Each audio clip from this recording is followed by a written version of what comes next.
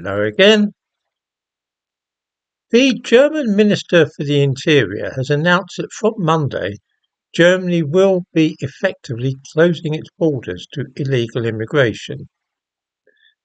Since most of this is in the form of bogus refugees and spurious asylum seekers who turn up at border posts on spec, plans are afoot to only allow claims for asylum at the border, claims which will be assessed before the person is allowed into the country.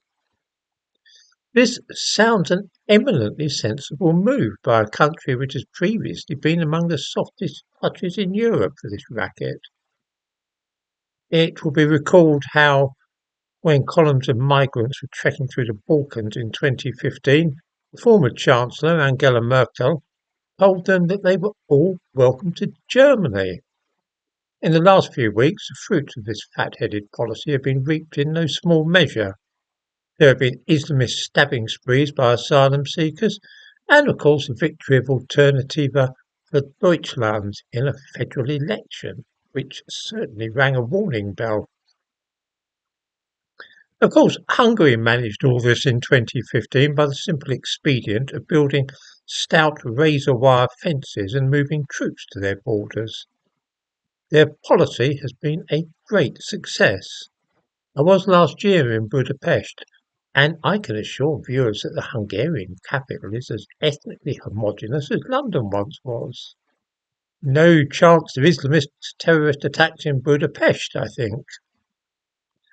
Of course, the European Union is irritated with Hungary and constantly threatening huge fines if the country will not start allowing itself to be overrun with illegal immigrants, but they are standing firm. Germany, of course, has borders with Denmark, Holland, Luxembourg, France, Switzerland, Austria, the Czech Republic and Poland. If, as seems likely, they prove able to prevent undesirable and rootless foreigners from entering their country by land from these 8 countries, it does rather make one wonder why Britain is unable to pull a similar stunt, since it is an island with no land borders to continental Europe.